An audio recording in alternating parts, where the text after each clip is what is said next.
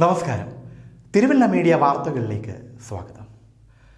നാശോന്മുഖമായി കിടക്കുന്ന മണിമലയാറ്റിലെ പൂവനക്കടവിൽ ആളുകൾ ഇറങ്ങുന്നത് മരണഭീതിയിൽ.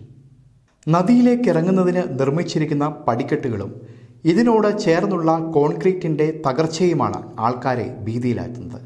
തീരസംരക്ഷണത്തിന് മേജർ ഇറിഗേഷൻ പദ്ധതിയിൽപ്പെടുത്തി 25 ലക്ഷം രൂപയുടെ പ്രവൃത്തികൾ വർഷങ്ങൾക്ക് മുൻപ് നടത്തിയിരുന്നു.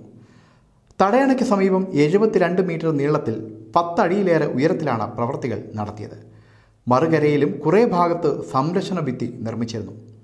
കൽക്കെട്ടിന് മുകളിൽ കോൺക്രീറ്റും നടത്തിയിരുന്നു. തടയണയും പുനരുദ്ധരിച്ചിരുന്നു. ആളുകൾക്ക് സുരക്ഷിതമായി നദിയിലേക്ക് ഇറങ്ങുന്നതിന് പടവുകളും പണിതു. ഇപ്പോൾ ഇവയെല്ലാം തകർച്ചയിലാണ്. പടവുകളോട് ചേർന്ന് കോൺക്രീറ്റ് ഇളകി. താഴ്ചയേറെയുള്ള കയമുള്ളതിനാൽ ദുരന്തത്തിന് ഇത് കാരണമാകുന്നു. വർഷങ്ങൾക്ക് മുമ്പ് ഒരേ ദിവസം 2 പേർ മരിച്ച സംഭവവും ഇവിടെ ഉണ്ടായിട്ടുണ്ട്. മാസങ്ങൾക്ക് മുൻപും ഇവിടെ ഒരാളുടെ ജീവൻ നഷ്ടപ്പെട്ടിരുന്നു. ഇതര സംസ്ഥാന തൊഴിലാളികളും പ്രദേശവാസികളും ഉൾപ്പെടെ ഒട്ടേറെ ആൾക്കാരാണ് കുളിക്കുന്നതിനും തുണികൾ അലക്കുന്നതിനുമായി ഇവിടെ എത്തുന്നത്. തുടർച്ചയായി ഉണ്ടാകുന്ന പ്രളയമാണ് സംരക്ഷണ ഭിത്തിയുടെ തകർച്ചയ്ക്ക് കാരണമാകുന്നതെങ്കിലും അറ്റകുറ്റപ്പണികൾ നടത്താത്തതാണ് പ്രശ്നം സങ്കീർണമാക്കുന്നത്.